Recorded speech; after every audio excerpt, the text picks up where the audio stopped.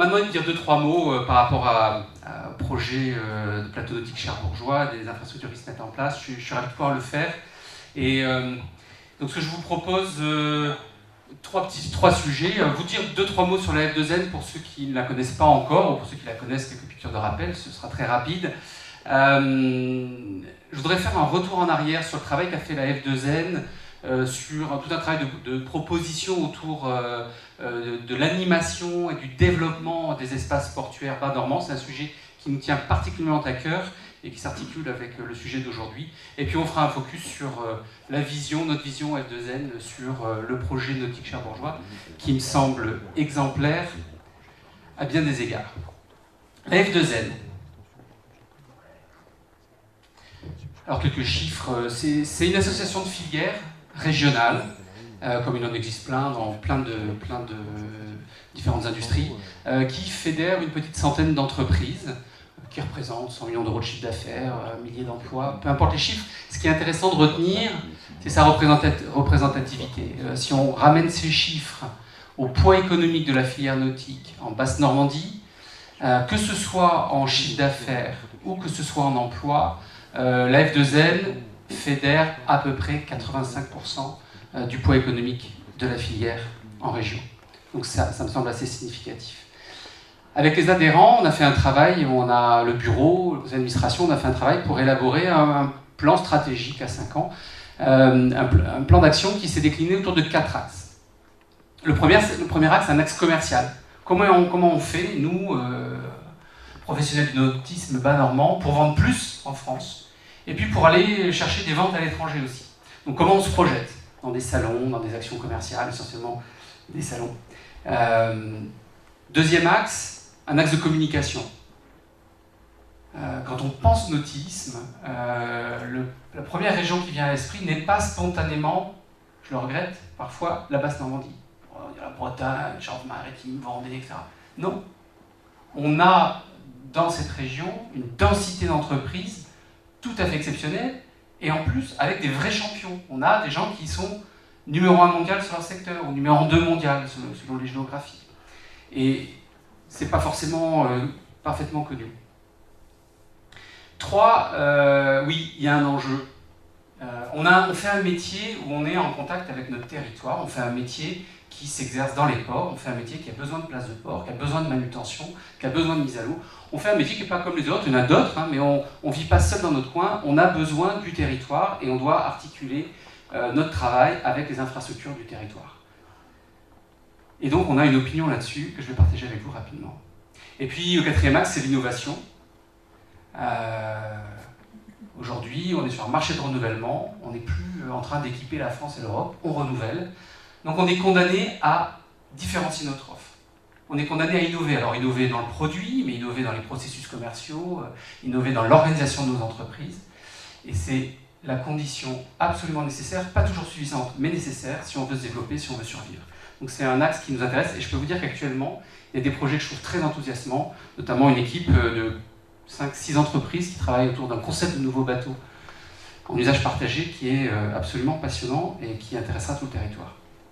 Alors dans le titre, j'ai dit que c'était une association unique. Il y a 2-3 choses qui la rendent assez unique.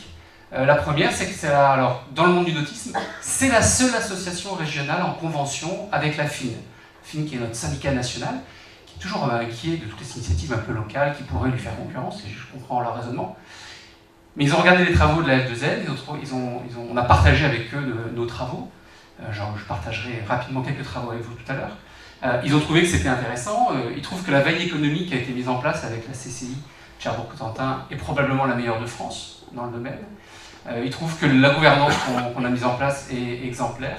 Et donc, ils ont décidé, alors que dans les régions, ils s'appuient exclusivement sur les CCI, pour la région bas normande, ils s'appuient sur les CCI qui ont bien voulu participer, et sur la F2N, donc on est en convention avec la FIN, et c'est unique en France. Deuxième chose qui est unique en France, il y a eu un appel d'offres, un appel manifestation d'intérêt de la data qui s'appelait GRAP, le mot n'est pas super sexy, mais donc c'était l'idée de GRAP d'entreprise, hein, quelque chose qui a entre la filière et le cluster, voilà, un concept de l'État, mais un concept intéressant. Et donc il y en a eu dans le nucléaire, il y en a eu dans tous les domaines d'activité qu'on peut imaginer. Il y en a eu plein en autisme, il n'y en a qu'une en autisme qui a été retenue, c'est la F2N. Et puis surtout, ça c'est parce qu'un constat par défaut, mais c'est la seule grappe de Basse-Normandie. Vous voyez en bas des petits logos, en bas de la slide, vous voyez des petits logos qui rappellent que la F2N est une association, il faut le dire, hein, soutenue par la région, soutenue par l'État et soutenue par l'Europe. Alors, développement économique des espaces portuaires bas-normands, c'est long comme titre. Je vais vous raconter une petite anecdote qui illustre, à mon avis, un petit peu la situation bas-normande. Quand j'ai eu l'honneur d'être nommé président de la F2N, en 2008, j'étais encore un jeune Orsin en voie d'acclimatation aux conditions climatiques particulières de Cherbourg. Je ne connaissais pas encore bien la situation et la F2N venait de se constituer.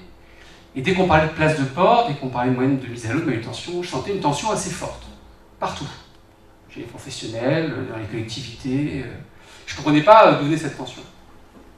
Alors, j'ai une culture d'origine un peu technique. Je me suis dit, moi, quand je ne comprends pas quelque chose, on va l'étudier, on va regarder, on va poser des chiffres et on va voir de quoi on parle. Alors, c'est ce qu'on a fait. Alors, on a commencé par recenser. Alors, le premier sujet, qui est connexe à celui qui nous intéresse aujourd'hui, mais quand même, ça, je pense que l'illustration est parfaite. Le premier sujet, c'était les places de port. Alors, on s'est dit, tiens, on va compter les places de port. Alors, on a fait un recensement des places de port en Basse-Normandie. On a compté des places de port avec ponton, mouillage, et puis des projets de places de port. Et le premier résultat qui m'a frappé, c'est ce que vous voyez en bas à gauche, on s'est dit, tiens, c'est marrant, notre littoral qui est grand représente 5% du stock de places de port en France. C'est un chiffre intéressant, 5%. En revanche, on représente le double du stock de projets. C'est chouette, moi j'ai un caractère assez optimiste, je me suis dit, c'est super, je suis arrivé dans une région super dynamique, on est 2 fois plus dynamique que les autres, on a plus de projets. Bon, on va le vérifier. On va regarder ces projets où ils en sont. Alors, avec l'aide de PNA, des collectivités territoriales, on s'est fait expliquer ce que c'était qu'un projet de place de port. Alors, on nous a expliqué qu'il y avait plein d'étapes. Il y avait des phases d'ingénierie, il y avait des phases administratives, études techniques, études de sol, plan d'urbanisation, blabla. Alors, on a pris tous les projets un à un, on les a scorés. Alors, ça date un peu, j'espère que certains ont un peu bougé, hein, ça a déjà 3-4 ans. Et on a scoré des projets. Là, j'étais un peu moins enthousiaste. Je me disais, c'est marrant, si on regarde le Calvados, il n'y en a pas un qui est en phase administrative. On a plein de projets, mais ils n'avancent pas, quoi. Enfin, en tout cas, ils restent un peu sur les fonds baptismaux. On va regarder la Manche. Alors, on a des projets qui avancent, mais globalement, on a quand même des projets qui ne passent pas les phases environnementales, en gros. Sauf, il y a Cherbourg, ça se passe bien. Cherbourg, à la fois le projet d'extension, qui va à son rythme, qui est un rythme qui est celui de l'administration, donc c'est pas forcément le temps de l'entreprise, mais ça avance. Les autres projets ont quand même tendance soit à pas avancer, soit à être carrément bloqués, à Carteret par exemple.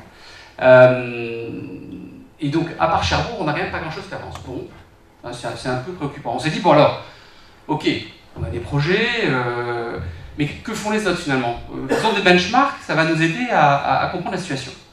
Alors on a fait des benchmarks, on a regardé les différentes régions. Alors déjà, on a dit, ben, nous, concrètement, en termes de livraison de places de port, en 14 ans, depuis 2000, en Basse-Normandie, on a livré 600 places de port. Bon, c'est bien, 600 places de port.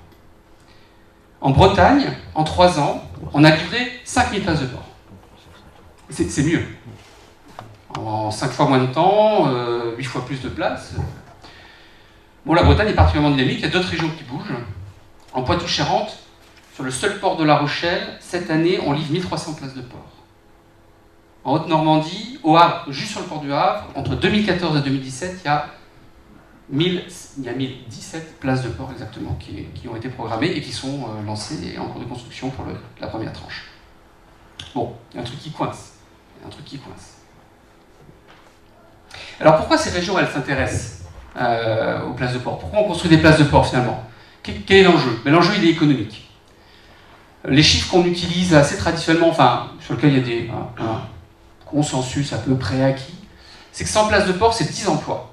Indirects, directement l'exploitant, PNA ou le port. C'est 100 places de port, donc c'est 100 bateaux à vendre. Et par effet domino, des bateaux d'occasion derrière qui se vendent et qui se revendent, il y a un effet domino, c'est 300 transactions d'occasion. Ça fait du chiffre d'affaires.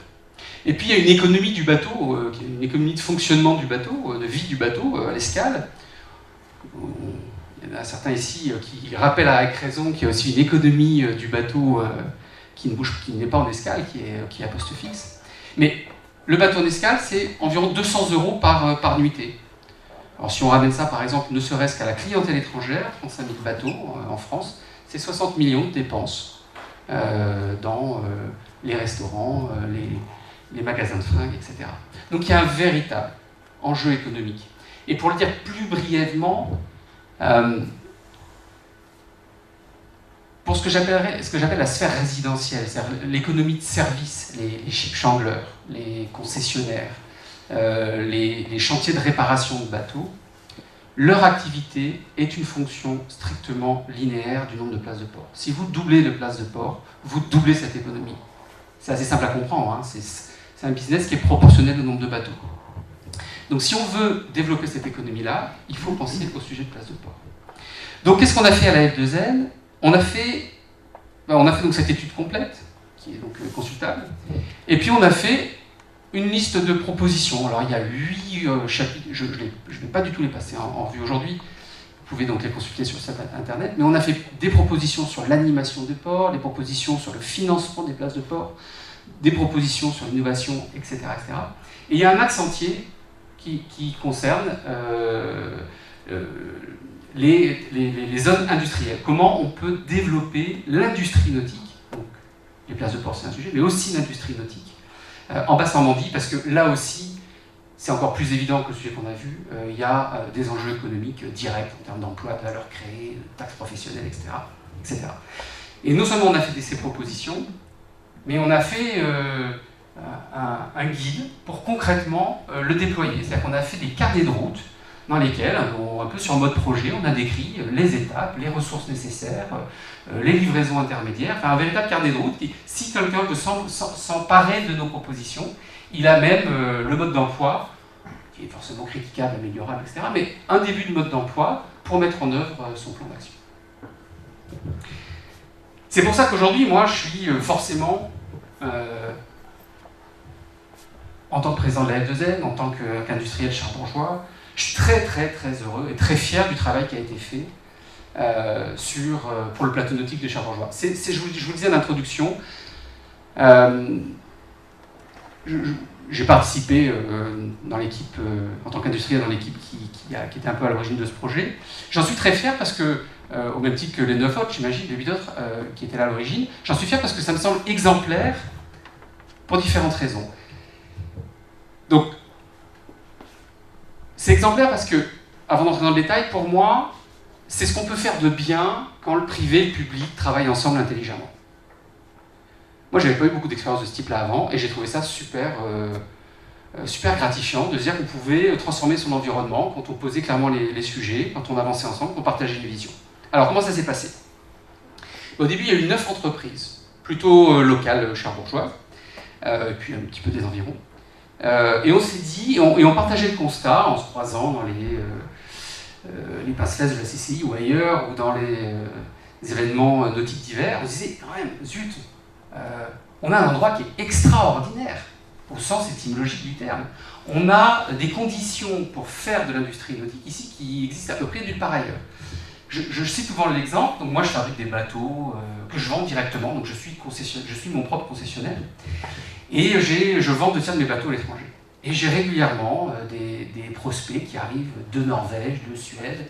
Ils ont fait 24 heures de voiture, en plus ils ont pris des bacs, et tout ça. Ils sont épuisés, ils ont des salles comme ça. Ils arrivent à force 8. Ils viennent pour essayer le bateau. Et ben, partout ailleurs en France, je leur dirais, écoutez, c'est pas possible. Ici, je leur dis, écoutez, on va attendre que la capitainerie regarde ailleurs. Et puis, pof, on va sortir. Et on va pouvoir naviguer, mais on n'a pas trop le droit officiellement de sortir par force 8, mais on va pouvoir naviguer dans la petite rade, dans la grande rade, on va pouvoir faire un petit bout d'essai. Ce ne sera pas super, on va être trempé, mais au moins on va essayer mon bateau. Petit plateau d'huîtres et on signe. Voilà. Donc ici, alors moi ça m'arrange parce que j'ai besoin de faire des essais, parce que j'ai besoin de mettre des bateaux à l'eau toute l'année, j'ai besoin de les fiabiliser toute l'année. Il y a des gens qui font des bateaux à l'unité, je sais que JMV a pu, certains de ces bateaux ont pu être fiabilisés en plein hiver, les gens ont navigué, quand on fait la rade dans la grande largeur, ça fait quand même quelques milles, même pour des bateaux rapides.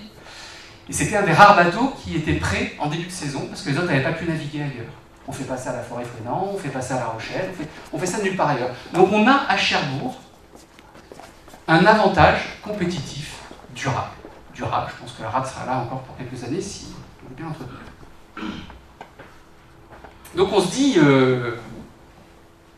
on a ça, et puis on a aussi quelque chose d'autre qui est très important, c'est qu'on a un tissu d'entreprise, à la fois dans le nautisme, où on a la masse critique, on a tous les corps de métier dont on a besoin, et puis on a tous les grands frères de la navale, hein, on a des CMN, des DCNS, des gens qui peuvent vraiment nous aider, nous apprendre des choses, nous aider à nous professionnaliser.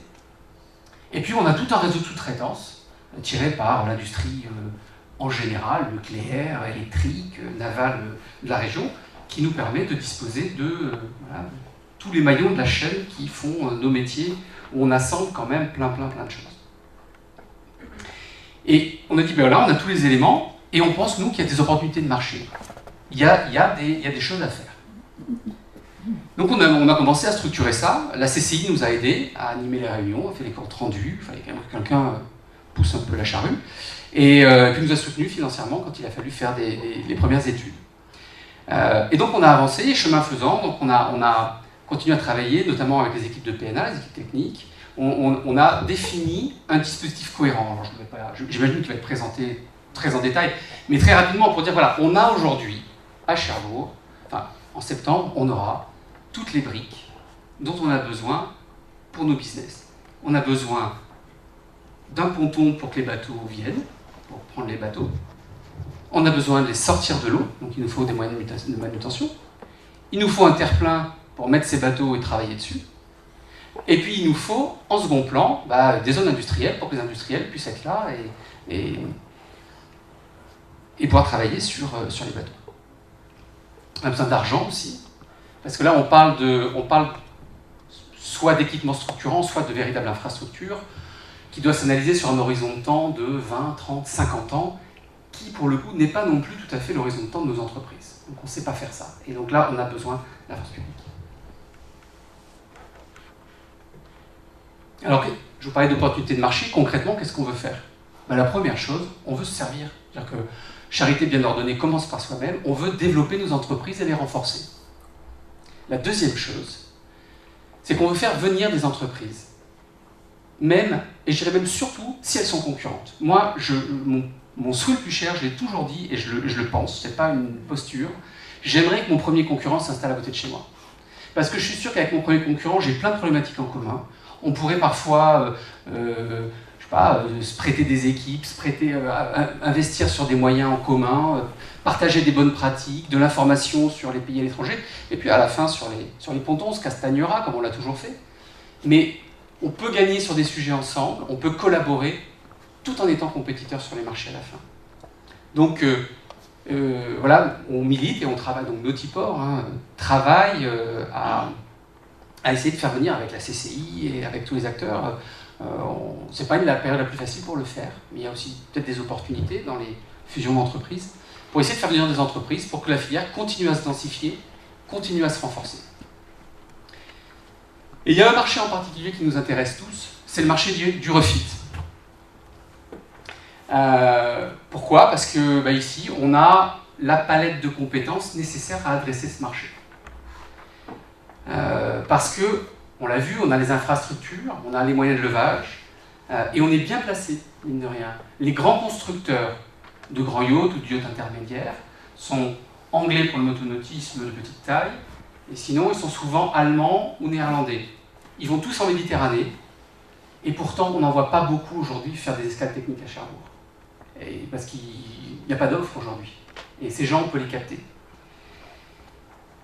Il y a un autre marché, donc au-dessous de 24 mètres, il y a un autre marché, je crois que c'est Franck, je sais pas si ça vient de toi, Franck, le Big Channel Yacht, j'aime bien l'expression. Et c'est vrai que c'est une tranche de bateaux qu'on ne sait pas adresser aujourd'hui. Les infrastructures des ports de plaisance sortent des bateaux jusqu'à 14-15 mètres, avec parfois même peu de difficulté. Mais on n'est pas encore dans le grand yacht, on n'est pas encore dans la grande plaisance, mais il y a des bateaux de 16, 18, 20, 22 mètres qui ont des besoins comme les autres, d'entretien, de maintenance, voire de refit complet. Et là, pour le coup, dans la Manche, il y en a beaucoup. C'est vraiment le bateau anglais typique qui débarque ici pendant l'été et qui a des besoins, et qu'aujourd'hui, on ne sait pas servir. Il y a les catamarans aujourd'hui également. Aujourd'hui, on ne sait pas servir, on ne sait pas les sortir de l'eau. Et puis il y a tout ce qui va être navire de servitude, éventuellement un navire de pêche qui serait dans le coin et qui aurait besoin d'une intervention. Pourquoi pas? Voilà, j'en ai terminé avec la présentation. J'ai oublié de dire, je vais me faire engueuler par Laurent, il a raison, que je parle avec beaucoup d'enthousiasme du sujet cherbourgeois, mais la F2Z défend aussi d'autres projets comparables, qui ne sont pas au même stade d'avancement, mais il y a en gros, pour nous, 3 pôles industriels dans la région. Il y a Cherbourg, on a commencé par Cherbourg, sans autre ordre que chronologique.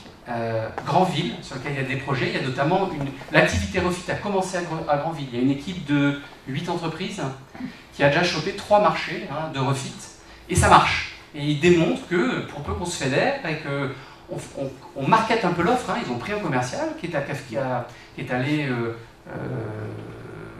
présenter l'offre à l'extérieur, et ils ont ramené du business.